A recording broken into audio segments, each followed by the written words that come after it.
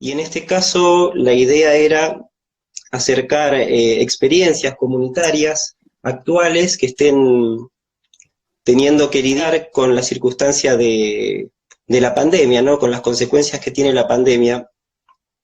En ese sentido, este vivo que estamos haciendo hoy, convocamos al licenciado Daniel Rojas. No sé si vos, Dani, te querés presentar. Soy licenciado en Psicología, egresado de la Universidad de Buenos Aires. Matías fue docente mío de una materia hermosa, problemas antropológicos. Tengo experiencia en militancia en distintas organizaciones barriales, territoriales, he participado también en organizaciones estudiantiles adentro de la universidad, con distintas poblaciones en vulnerabilidad social. Y bueno, hoy en día trabajo en el CAINA, dispositivo CAINA, e integro la lista verde y blanca de ATE Capital. Soy delegado por ATE Habíamos Capital. pensado, para darle una estructura a esta charla, empezar haciendo alguna descripción, tal vez, del CAINA y también quizás con algunas referencias al Centro La Boquita, que de alguna manera en el cotidiano trabajan de manera bastante análoga y en este momento además se encuentran atravesando circunstancias particulares con relación a la cuestión laboral, que vamos a hablar más tarde, pero si te parece nos querés contar un poco sobre el CAINA, su historia. El CAINA es una institución histórica en lo que es el trabajo con población en situación de calle, niños, niñas y adolescentes. El año pasado cumplió años 27, digamos, este año cumpliría 28 años. Ha sufrido o ha tenido diversas transformaciones a lo largo de su historia, lógicamente. El CAINA es una institución pionera en lo que es la instrumentación de la Ley 114 de Protección Integral de Derechos de Ciudad. Uh-huh. Ahí está su correlato nacional, que es la 26061, que se enmarcan en lo que es la Convención Internacional de los Derechos del Niño. A partir de la creación del Sistema Integral de Protección, el CAINA funciona dentro de ese marco, dentro de esa perspectiva. Han pasado figuras muy importantes para el campo de la niñez. Julieta Pojomowski tuvo una gran participación en lo que fueron los inicios de esta modalidad, de este proyecto institucional actual, que hoy obviamente tiene vigencia y nosotros le damos continuidad. Florencia Gentile también, que ha hecho muchos trabajos en relación a la población, al trabajo que el dispositivo hace. Ha hecho un trabajo de investigación súper interesante. Ella es actualmente, creo que es plenarista, fue plenarista del Consejo de los Derechos del Niño. Florencia Gentili ha hecho diversas investigaciones en relación a la sistematización de datos y información, a las características más específicas de la población, y hay varios textos producidos a partir del trabajo en el CAINA. El CAINA tiene muchas particularidades que son muy propias de la institución, digamos, que son muy difíciles de encontrar en otras instituciones. Bueno, La Boquita, el dispositivo La Boquita funciona y tiene características muy parecidas. Es un dispositivo con el que nosotros articulamos todo el tiempo, y los equipos de trabajo tienen una modalidad muy parecida. La población es compartida, digamos, y el CAINA tiene esta cosa de una identidad propia, ¿no? A lo que nosotros llamamos la identidad cainera, por la cantidad de vivencias, de experiencias que han transitado y que hemos vivido en el CAINA, y que han vivido las generaciones antecedentes de equipos, digamos, ¿no? De equipos de trabajo. Y en su identidad es como que es muy en el ADN de la identidad cainera este aspecto de lucha, de defensa del CAINA, de un fuerte vínculo con su proyecto, con el proyecto institucional. Y yo creo que cada trabajador, trabajadora, esto lo puede vivir, lo puede sentir. Hay una dimensión que tiene que ver con su aspecto más de cultura institucional, con todo aquello que forma parte del mito fundante del CAINA y de su característica más de trinchera, de lucha, de resistencia, de no claudicar, de estar siempre abierto al trabajo con población en situación de calle, y de cierto aspecto de incondicionalidad frente a eso, ¿no? Por supuesto que tenemos que mediarlo con la planificación técnica, con las estrategias, con la mirada respecto de la política pública, cuáles son los alcances,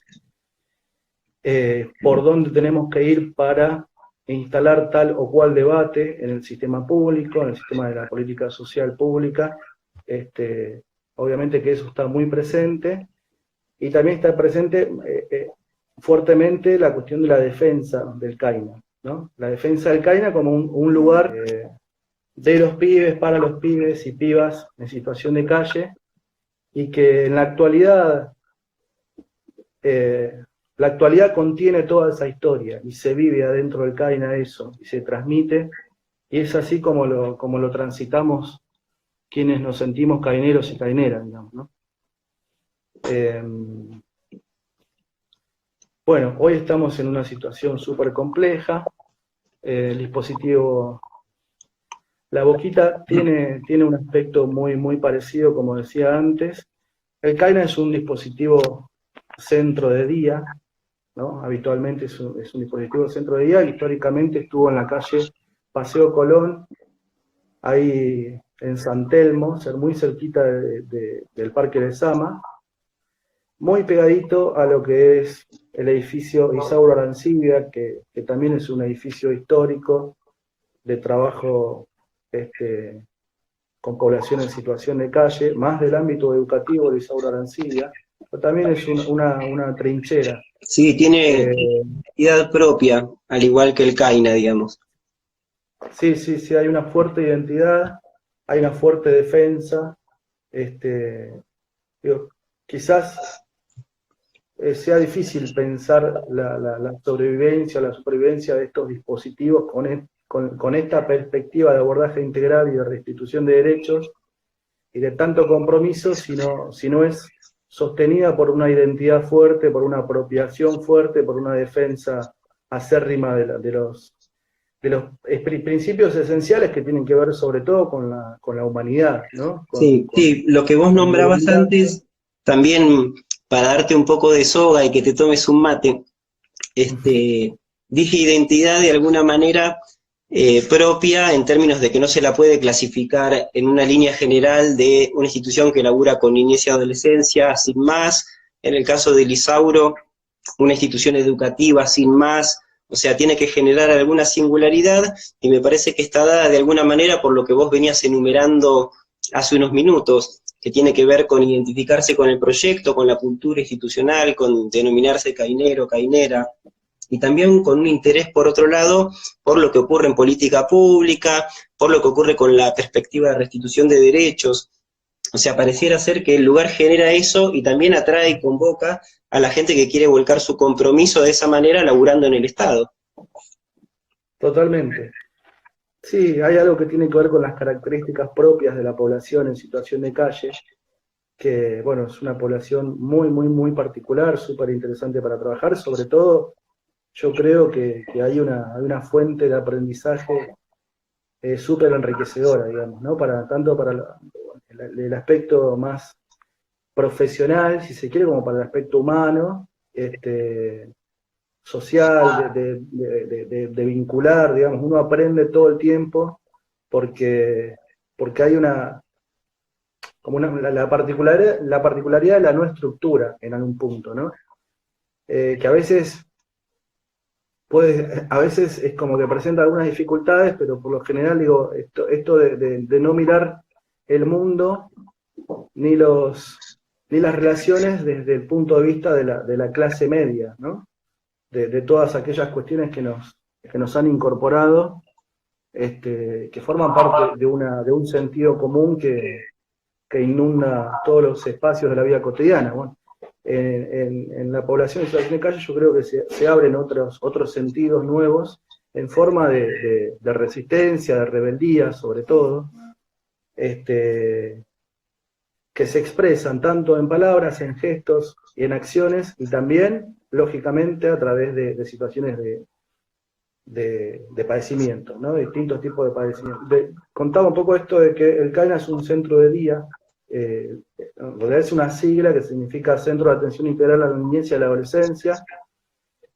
La Boquita es un centro de día y noche, que es un espacio convivencial, digamos, y los dos dispositivos forman parte del denominado circuito de calle, ¿no? Que se lo denomina siempre la Dirección General de Niñez y Adolescencia. Nosotros pertenecemos a esa dirección, a Subsecretaría de Promoción Social del Ministerio de Desarrollo Social de Ciudad, que le pusieron hace un poco tiempo Ministerio de Desarrollo Humano y Hábitat. O sea que somos un efector, un dispositivo, una institución del Estado de la ciudad. El CAINA es un centro de día y es la primera puerta de ingreso que tienen los pibes al sistema institucional, ¿no? Al circuito, digamos. Somos el primer efector. Con lo cual no hay la exigencia, es de mínima exigibilidad, que le llamamos, o sea, los chicos no solamente con decir que tienen menos de 18 años, pueden ingresar y acceder a todos los servicios, a todas las áreas de acompañamiento, que en realidad también nosotros manejamos permanentemente la excepcionalidad, digamos, y esta es una particularidad del CAINA, que el CAINA no cierra las puertas, no le cierra las puertas a nadie.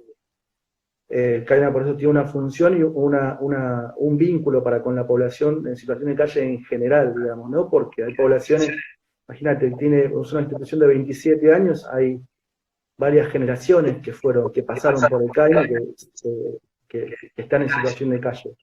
Entonces hay un vínculo para con la población en general, digamos, es una referencia para la población en situación de calle. Decía que tenemos población, niños, niñas y adolescentes, es el primer piso, digamos, el primer nivel de atención, la puerta de entrada de ingreso de los chicos al sistema institucional, y trabajamos de manera articulada con los otros efectores, conformando, idealmente, ¿no? Porque en realidad hay muchísimas dificultades para que funcione de circuito. Bueno, un circuito tiene determinadas características en su funcionamiento, pero por lo deficitaria de la política pública para esta población y todos los agujeros que tienen todo ese sistema que debería funcionar, no podríamos, en definitiva, hablar estrictamente de un circuito. Pero está pensado como un circuito. El CAINA es el primer nivel, después está la Boquita, después de la Boquita un lugar de tránsito se llama Casa de Coca, y después de Casa de Coca está el Avelino.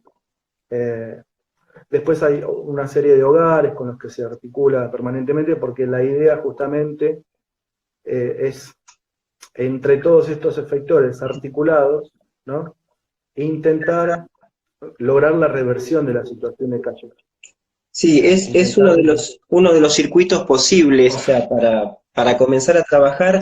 Hay algunas situaciones en las que también pueden volver con algún familiar o algo así.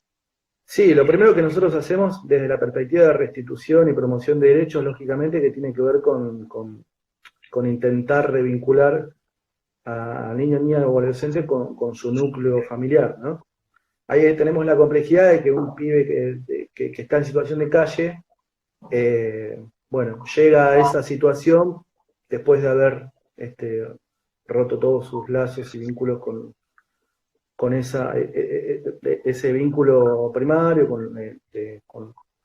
con lazos de la comunidad, comunitarios, y hay toda una complejidad que nosotros, obviamente, que nuestra prioridad es poder reconstruir ese vínculo familiar, hacer un trabajo con la familia. Hacemos un trabajo lógicamente territorial muy fuerte. Hacemos una articulación con efectores e instituciones y organizaciones de la sociedad civil, organizaciones comunitarias, organizaciones territoriales, y vamos tejiendo redes en los territorios de manera tal de que sea posible una revinculación desde el punto de vista de la protección de derechos, protección integral y el cuidado, y sobre todo la voluntad del niño, niña y adolescente, ¿no? Haciéndolo partícipe también de las estrategias, porque todo esto tiene que ser acompañado obviamente por su voluntad, digamos, por ir construyendo su registro de qué es lo que para él es mejor, o para ella, pero lógicamente que esa es nuestra primer estrategia. Es una estrategia en realidad que no se abandona, digamos, por más que uno pueda ir en el sentido de la estrategia más de la institucionalización, si no es que hay si no hay otro camino posible de cuidado y de garantías de derechos, no se desiste porque uno contempla la historicidad y contempla también el proceso que desencadenan las intervenciones y las estrategias, ¿no? Sí, Me quedé explotado. metía esa cuestión de que también se evalúa quizás en algunos casos la posibilidad de alguna revinculación o de la construcción de nuevos vínculos, un poco de alguna manera para poner en contraste lo que vos estabas empezando a describir, que tiene que ver con a veces construir historias de vida directamente. Digo, para resaltar la fragilidad y la vulnerabilidad en muchos casos de la gente que está en esa situación, digamos, sumado a haber probablemente arrastrado una historia también de vulneración en otras generaciones, de falta de recursos, de desprotección. Y en ese sentido, digo, no es un laburo menor ser la puerta de entrada de este circuito que puede terminar en el laburo de acompañamiento para que un pibe y una piba pueda sostener un dispositivo de alojamiento como un hogar, pueda construir vínculos, quizás no corriendo, digamos, a un lado la posición o las posiciones que fue atravesando a lo largo de la vida, por esto que vos decías que hay otra cultura que no tiene que ver con el imaginario de la clase media, etcétera, pero digo, no es un laburo menor hacer que alguien comparta un espacio con otras personas pares, que empiece a pensar algún proyecto de vida para poder sustentarse en unos años. Digo, no es algo, me parece importante resaltar la dimensión de que la gente que está entrando al CAINA, digamos, está también empezando a avanzar en un laburo que se hace desde el Estado, digamos, y desde un montón de, de efectores que tienen por sí mismos, más allá de la cuestión ideológica, que tienen militancia, digamos, y que la militancia tiene que ver con intentar construir estas historias, repararlas. Sí, totalmente. Totalmente. A ver, yo creo que un poco los chicos perciben, o las chicas perciben, o la población que ingresa al CAINA ya desde antes de ingresar, digo, por la referencia histórica que tiene el CAINA, es como, y por todo el imaginario que hay detrás de determinadas instituciones, ¿no? En el campo de lo social, para los usuarios, usuarias, para la población en vulnerabilidad social, me parece que hay algo previo al ingreso por la puerta de entrada del CADENA que ya está construido, ya está armado, que eso tiene que ver con todo el trabajo y el recorrido y la trayectoria de la institución. Sí, cuando el chico, la chica, adolescente ingresa al CADENA, hay una impronta muy fuerte en relación a que el CAINA lo acompañamos en absolutamente todo lo que necesite. Y ahí hay hay una multiplicidad de herramientas que uno pone a jugar, haciendo una lectura también multidimensional de la problemática, en donde nosotros acompañamos todo lo necesario, todo lo requerido, digamos, todo lo que vaya surgiendo con los tiempos de niño, niña, adolescente, el pibe y la piba, digamos, ¿no? Y en ese sentido hay una pata más asistencial, si se quiere, que tiene que ver con la cobertura de necesidades básicas concretas, digamos, alimento, vestimenta, el baño caliente, atención primaria de la salud, hay una salita, hay para hacer curaciones, si alguien está lastimado en situación de calle o tiene alguna dificultad o tiene algo para ser atendido, el CAINA cuenta con ese recurso, digamos, y el CAINA es un lugar que aloja, sobre todas las cosas aloja las distintas particularidades, las distintas singularidades. Trabajamos mucho con este concepto de singularidad y lo que necesita cada uno, y desarrollar y pensar estrategias en función de lo que cada uno necesita individualmente, en su singularidad. Y esto es algo que yo creo que se percibe, ¿no? Y esto es algo que es muy propio del CANA, porque de otra manera sería muy difícil de poder trabajar, porque yo creo que también hay algo de propia de las instituciones que tienen que ver con el no comprender o las limitaciones de las instituciones frente a determinadas problemáticas, de por ahí no contemplar las singularidades, ¿no? Y tomar más la cuestión en bloque o en segmento, digamos, y no pensar desde lo institucional que hay singularidades, hay subjetividades propias, individuales, y que es necesario pensar cada una de ellas por separado también, ¿no? En su propia dimensión. Poder hacer un análisis de eso y ofrecer una política pública también en ese sentido, digamos, de lo que cada pibe y piba necesita. Yo creo que eso se percibe en el CAINA, eso es súper interesante también porque digamos, nos pone ante el desafío de poder ir construyendo en el uno a uno, en la escucha, pero el CAINA aloja, digamos, por sobre todas las cosas aloja, digamos, el CAINA, sobre todas las cosas, es un lugar donde uno puede contar lo que quiera contar, y puede hacer el pedido que quiera, digamos, que ande necesitando. Y nosotros, lógicamente, tenemos una estructura armada como para abordar de la mejor manera, con responsabilidades. Bueno, hay un equipo técnico y equipo de operadores que en el CAINA cumplimos la misma función. Equipo de operadores y equipo técnico son dos roles en uno, digamos, a diferencia de otros dispositivos u hogares, que está por un lado el equipo de operadores y por otro lado el equipo técnico que piensa las estrategias. En el CAINA no, el CAINA funciona, y también hay un equipo operativo, que decimos que todo el personal de mantenimiento, ropería, lavandería, depósito, cocina, compañeras y compañeros aunque hay compañeras muy, muy históricas que están incluso hace más de 20 años, 25 años en la institución. Y el CAINA tiene una modalidad de abordaje también por áreas, ¿no? Cada operador le llamamos, bueno, existe la figura de operador, pero el operador cumple funciones, un rol también de equipo técnico.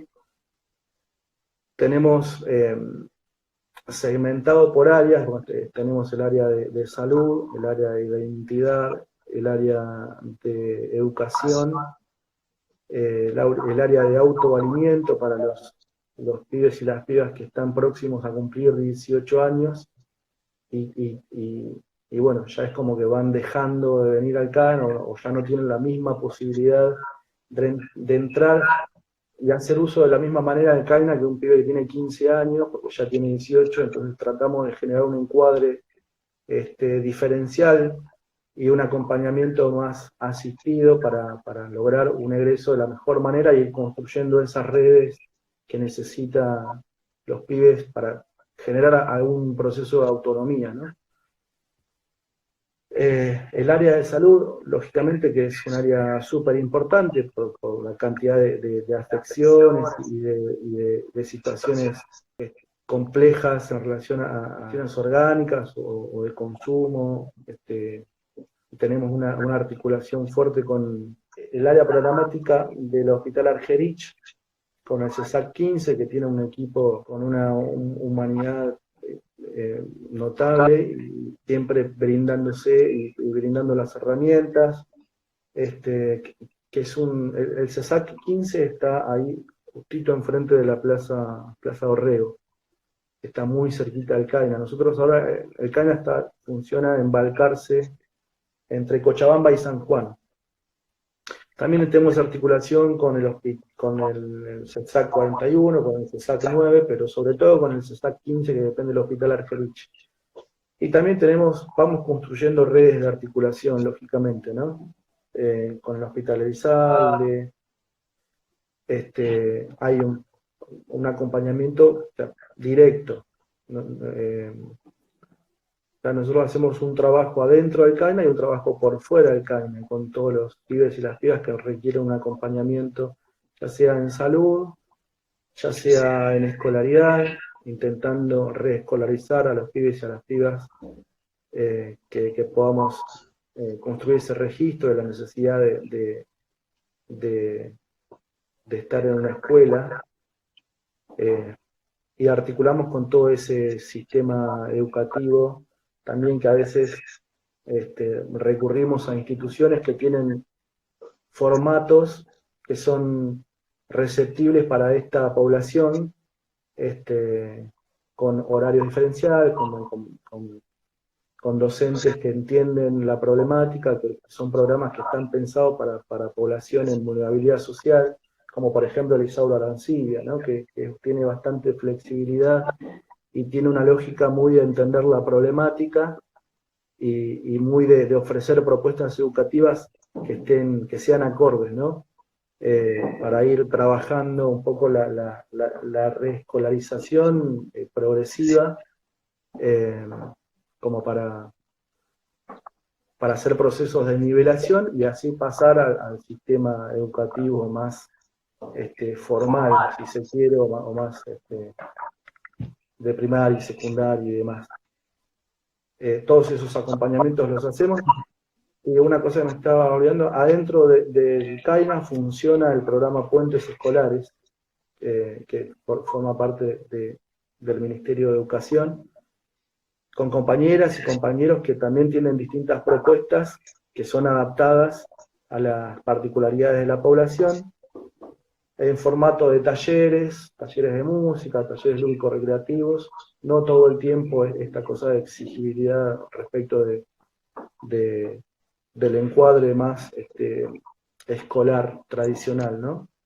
Y que van incorporando contenidos y se van trabajando contenidos de acuerdo a las edades y se van haciendo procesos de nivelación de acuerdo a las edades, y es un programa que articula con el resto de las instituciones educativas y es a través del cual nosotros también trabajamos mucho la articulación con el sistema en general y pensamos cada espacio en función de esto de que te decía, de la singularidad y el proceso de cada pibe.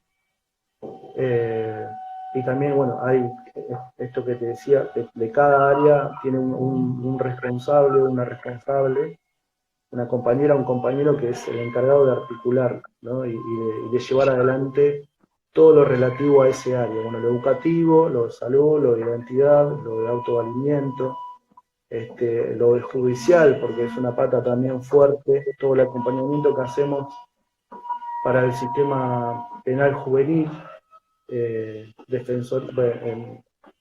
sí, articulación con defensores, juzgados, visitas y acompañamientos en instituciones Sí, del sistema penal juvenil. es como la mirada plena en términos de la universalidad de los derechos y la integralidad del sistema de derechos, digamos, que hace no solamente a pensar a la salud por fuera de tener una vivienda digna, tener acceso a educación, a la recreación. Digo también porque habíamos conversado antes para ver con qué temas íbamos a conversar hoy, y estaba la cuestión de las políticas públicas. Vos al principio hiciste referencia a la ley 114 de la ciudad y a la 26.061 nacional, pero también se puede decir que muchas veces las políticas quedan como frases vacías, digamos, si no se les da presupuesto o si no se tienen, mejor dicho, las leyes quedan como vacías de alguna manera si no hay políticas públicas que acompañen. Me parece que por todo lo que estás describiendo, que estás haciendo como una, digamos, minuciosamente contás qué tipo de intervención se hace con esta población, qué características tiene, pero además hay que decir que lo que hace el CAINA es justamente tomar bien a la letra lo que dicen estas leyes y poder llevarlo adelante sin pasar por encima, vamos a decir, de la subjetividad de los pibes y de las pibas. Digo, para pensar un poco en lo que es cómo toma y cómo milita la política pública, o mejor dicho, cómo milita la ley, el marco de protección legal, y qué diferencias hay con la política pública en la ciudad. Hay algunas, por ahí, complejidades respecto de la letra de la ley y lo que efectivamente sucede en los efectores de niñez, con la política pública destinada a niños, niñas y adolescentes, porque sí, efectivamente hay dificultades para llevar adelante y que realmente sea una política de universalidad de derechos y de protección integral de derechos y de garantía de derechos y de promoción y de restitución, porque bueno, el CAINA es una institución dentro de un sistema mucho más amplio, mucho más grande, con el que tenemos que articular todo el tiempo. Y la realidad es que, bueno, detrás de todo está la sociedad, está el resto, digo, hay una cuestión que nosotros es como que tenemos que evaluar permanentemente, a sabiendas de que en muchos casos nosotros tenemos que dar discusiones y tenemos que dar debates y tenemos que presionar y tenemos que articular y buscarle la vuelta todo el tiempo como para ir sorteando los obstáculos que el sistema tiene justamente y que hacen que no se restituya, que no se garantice, que no haya una garantía de derechos, ¿no? Nos pasa mucho con esta situación de la violencia institucional, ¿no? Como en lugar de fortalecer la política pública en el sentido de la restitución y la garantía de derechos desde el punto de vista del sistema integral de protección, hay una fuerte política de represiva en la ciudad de Buenos Aires para con esta población que ocurren hechos insólitos, ¿viste? Como distintas situaciones de muchísima violencia para adolescentes entre 13, 14, 15, 16, 17 años, con situaciones que rozan la tortura, digamos, ¿no? En muchos casos. Entonces, y es un debate que bueno, hoy no está muy en boga porque está un poco detenido eso, pero bueno, un poco el espíritu del gobierno anterior venía haciendo esto de bajar la edad como forma también de responder del Estado frente a una problemática súper compleja de la niñez y la adolescencia que tenía que ver con una respuesta punitiva, ¿no? De bajar la edad de imputabilidad. Entonces sí, hay mucho que discutir, hay mucho salir a debatir, por salir a visibilizar, sobre todo para organizar un poco el campo y ordenar el campo en función de las prioridades que tiene que tener un Estado que tiene un rol de garantía de derechos para con la población, porque la población de niños, niñas y adolescentes debería ser la prioritaria, porque bueno, es una población que no puede defender sus propios derechos, digamos, ¿no? Necesita de un Estado que tenga, que realmente se tome con seriedad y con responsabilidad el tema de garantizar, restituir y promover los derechos que son vulnerados día tras día, ¿no? Y en ese sentido hay muchísimo para construir, muchísimo por hacer. Bueno, en la ciudad de Buenos Aires particularmente hay una diferenciación muy notoria entre la política social para los sectores en vulnerabilidad social y por ahí las zonas más de clase media o más, digo, porque deberían estar orientados todos los esfuerzos, todos los recursos en función de trabajar con la población de mayor vulnerabilidad social, pero la verdad es que no se nota muchísimo más todavía las dificultades que existen para que realmente se tome el tema de las infancias y las adolescencias con seriedad, ¿no? Sobre todo en una ciudad en donde es tan difícil poder dar discusiones y que la sociedad se apropie de los debates o de las prioridades que desde los espacios de trabajo con esta población consideramos que vemos a diario, ¿no? El tema de la vulneración de derechos que, que hace el mismo Estado, digamos, ¿no? Que la misma política pública hace, precarizando a sus trabajadores, por lo tanto precarizando la política pública, Sí, sí, desfinanciando, vaciando, poniendo todo el tiempo obstáculos e impidiendo que, digamos, porque la verdad es que propuestas, ideas, alternativas, energías, ganas, compromiso, a veces es lo que sobra. Pero lo que no hay es decisión política, voluntad, recursos. sí, sí. Te iba a comentar también porque, bueno, en el caso de la Ciudad de Buenos Aires, venimos ya con varios mandatos de una gestión, digamos, con una línea política similar, que es justamente la que desprotege, a veces inclusive por ausencia de políticas públicas, por falta de estrategias o por no tener estrategias para este tipo de sectores y tampoco digamos, para proteger a los y las laburantas que están en esta situación, más todavía en este momento con el contexto de la pandemia. Sí, ahora es donde se nota mucho más. Y es insólito que no comprendamos de que es necesario tener una política social seria en la ciudad de Buenos Aires, ¿no? También como política social en su rol por ahí más que tiene que ver con una salud comunitaria, ¿no? Con una salud social, colectiva, comunitaria, sobre todo en estos momentos en donde es todo tan claro que la política social debe cumplir una función orientada en ese sentido, y es como debería funcionar. Por lo tanto, se deberían fortalecer las políticas públicas sociales, sobre todo para los sectores de mayor vulnerabilidad social, y digamos, es da, es muy, no sé qué palabra ponerle, pero uno esperaba por ahí que se pudiera poner en sintonía la ciudad de Buenos Aires con las preocupaciones y la seriedad con la que se está tomando el tema del COVID a nivel nacional, pero la verdad es que no, no están para nada a la altura de las circunstancias, ¿no? Y esto nosotros lo salimos a plantear también públicamente porque nuestra preocupación tiene que ver realmente con el cuidado de los pibes y las pibas en situación de calle, pero también con la comunidad toda, ¿no? Porque es una población que circula muchísimo, bueno, de ahí ya nos está una cultura actual.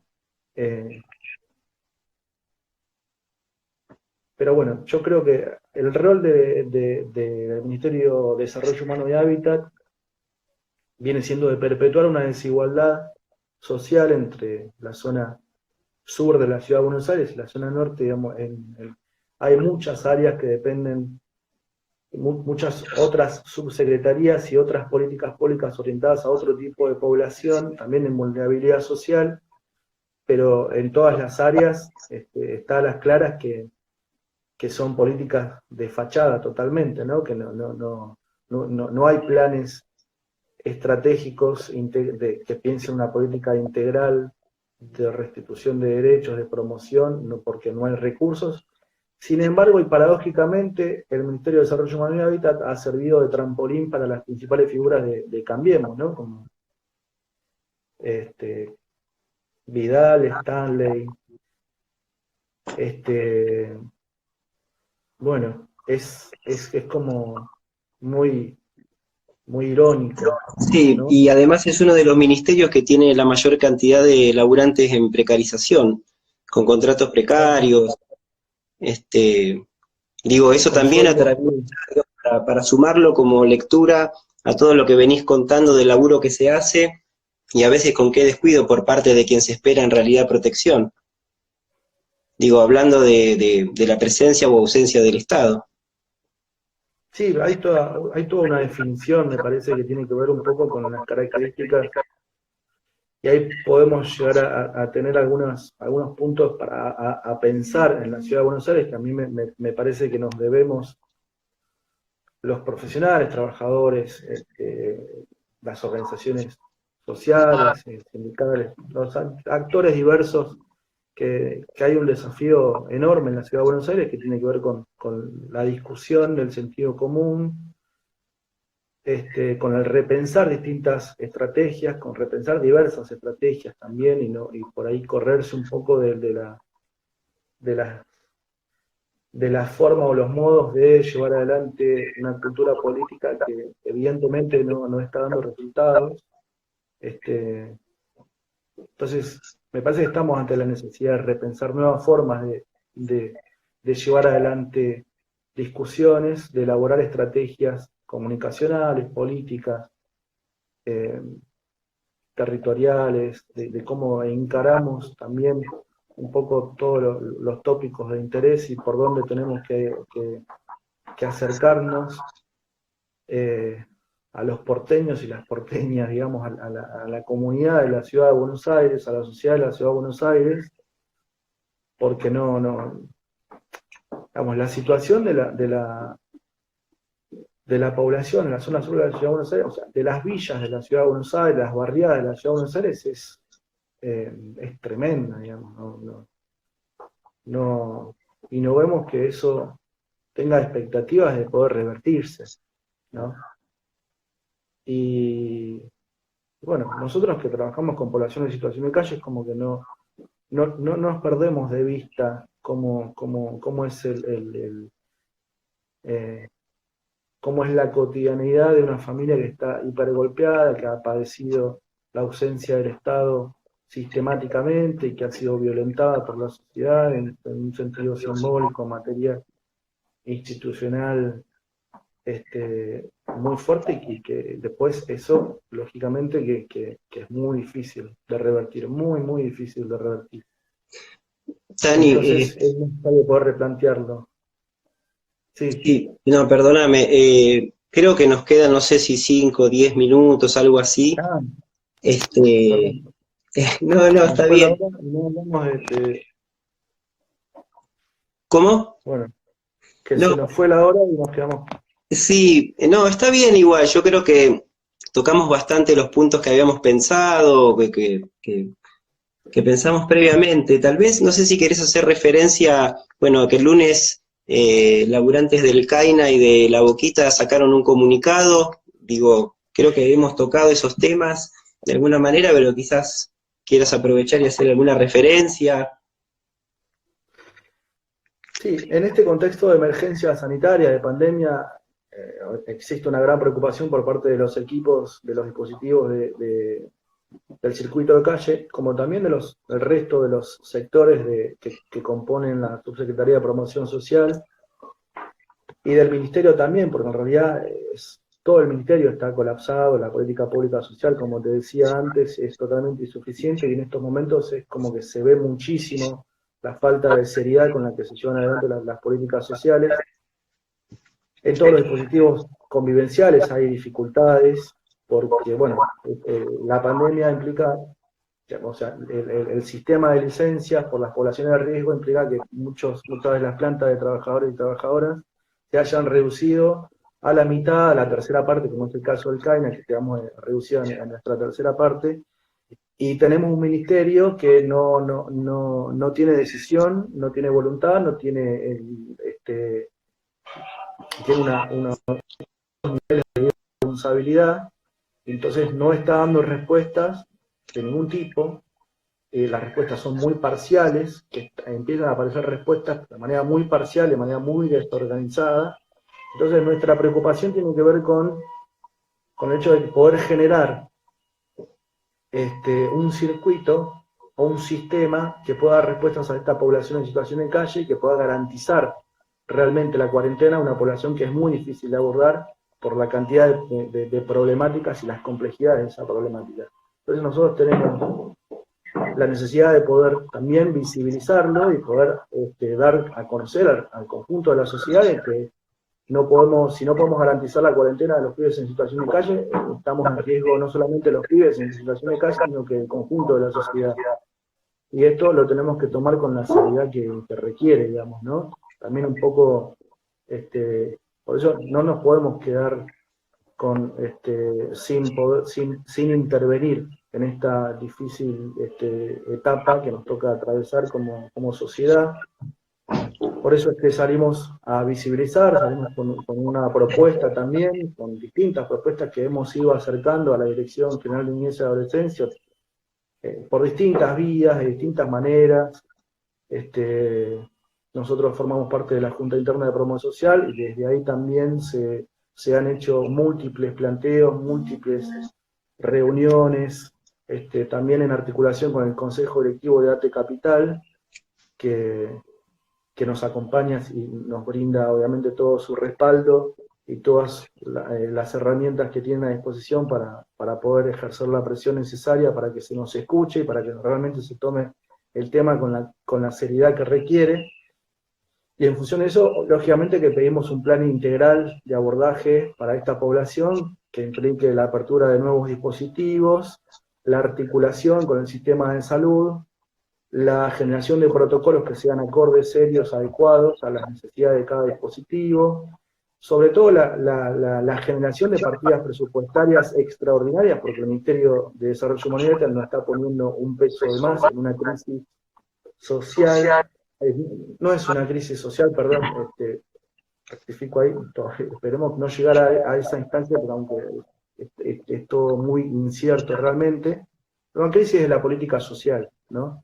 Que en este contexto se pone de manifiesto permanentemente, digamos. Nosotros tenemos muchísima preocupación porque no solamente está en peligro la salud y hay un riesgo fuerte en la salud de los pibes y pibas que transitan los dispositivos de niñez, los sectores de niñez, sino que hay un riesgo para toda la población, sobre todo los sectores de mayor vulnerabilidad social, ¿no? Ante la falta de respuesta, la desprolijidad institucional que se vino dando también al interior del ministerio. Hay una directora nueva que tiene 2 o 3 semanas, hay un gerente, bueno, hay toda una serie de movimientos que se fueron dando de manera muy desprolija. Hubo también como un amedrentamiento a las coordinaciones, que son compañeros y compañeras que llevan adelante los proyectos institucionales con la mayor integridad, con una integridad como soslayable. La verdad que hay digo, si no existieran compañeros y compañeras que puedan llevar adelante proyectos y estar al frente de por ahí coordinar instituciones en un contexto de tanta complejidad, sería todo muy difícil. Entonces, bueno, nos vemos ante la necesidad de salir a visibilizarlo, como ya lo hemos hecho en otras ocasiones, porque lamentablemente, bueno, ante la falta de respuesta hay un compromiso, hay una posición ética de los trabajadores y trabajadoras de los dispositivos de niñez que nos vemos ante la necesidad de poder intervenir también en el campo de la opinión pública, del sentido común, de lo mediático, y poder así generar la presión necesaria como para que se nos escuche, para que se escuche la voz de los laburantes y las laburantas que venimos haciendo propuestas de una mirada técnica, de abordaje y de restitución de derechos, y teniendo en cuenta también el contexto en el que estamos y bueno, que se puedan generar respuestas que estén a la altura de la necesidad de todos, ¿no? Bien, bien. Bueno, yo no sé, creo que debe estar por terminar esto, soy novato en esto del vivo. Quería decir, primero, para que no quede afuera, agradecerte mucho por el tiempo, por la paciencia. Sé que estás hablando con muchos medios, bueno, les compas también están moviendo el comunicado, digamos, y tratando de plantear el posicionamiento. Nada, la idea, reitero lo que dije al principio, es desde el Encuentro Plurinacional de Prácticas Comunitarias en Salud, ir convocando a personas de referencia, equipos, espacios que estén pensando y haciendo en la temática actual, digamos, de la pandemia, pero también desde una perspectiva comunitaria en las prácticas en salud y en general en todo lo que tenga que ver con restitución de derechos. En ese sentido, agrego para quienes estén viendo ahora el video este. Tal vez lo grabemos y después lo subamos a redes, pueden seguir las redes del encuentro. Les aviso que el sábado vamos a hacer un vivo también por Instagram a las 7 de la tarde con Marcelo Persia, para que se puedan sumar, lo vamos a empezar a difundir ahora. Y bueno, después de pasar ese aviso o esos avisos, Dani, venías hablando de esta cuestión y lo habíamos pensado como posible cierre respecto a lo que es la organización, pero no solo organización gremial, sino también la autonomía para pensar y hacer en la tarea. No sé si querés dejarnos algunas palabras sobre eso. Sí, la autonomía del dispositivo como trinchera en relación a la identidad y a la cultura y la trayectoria del CAINA es una de las particularidades de la institución, y eso es algo que se respira, que se palpita, que se siente, que se percibe desde el momento en el que uno entra a la institución. Digamos, rige mucho la lógica de la lucha, de la resistencia, desde la cultura que traen los pibes y las pibas en situación de calle hasta la cultura de la lucha, de la organización, ¿no? Digamos, el dispositivo en sí ya tiene una tradición organizativa que posiciona a un dispositivo que es un efector de la Ciudad de Buenos Aires, que forma parte de la política pública social de un ministerio, pero lo erige como un dispositivo, como una institución autónoma, ¿no? que puede pensar y que puede llevar adelante propuestas, y que puede disputar el sentido, y que puede disputar las líneas, y que puede disputar las estrategias, en el sentido también hacia arriba. Por ahí de ahí el rol importantísimo de las coordinaciones, que tiene también la tarea de hacer efectivas esas discusiones y esos debates hacia arriba, y poder poner de manifiesto cuáles serían las estrategias que tiendan a poner por delante los derechos de los pibes y las pibas.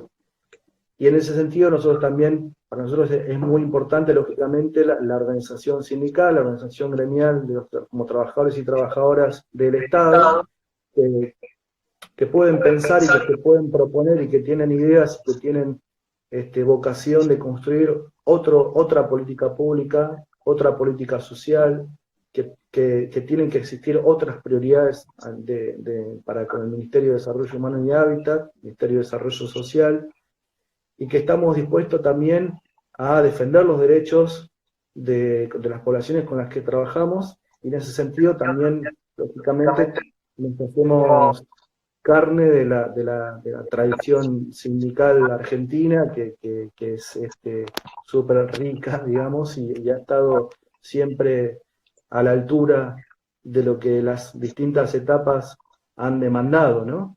En esta Argentina tan interesante desde el punto de vista de la organización sindical. Para nosotros eso es muy fuerte y es un gran respaldo. La organización, bueno, nosotros somos su mayoría, pertenecemos al sindicato estatales y estamos afiliados a ATE, ATE Capital, digamos, tenemos de secretario general ahí al Daniel Tano Catalano, que tiene un fuerte impronta también de lucha y de discutir el sentido de la política pública y de cómo están jerarquizados los valores, las prioridades de lo que el Estado en la Ciudad de Buenos Aires lleva adelante, ¿no? Como política y como prioridad. Ok, ahí tengo acá un cronómetro que me dice que nos quedan 10 segundos, así que bueno, te interrumpo esta última parte, pero gracias otra vez.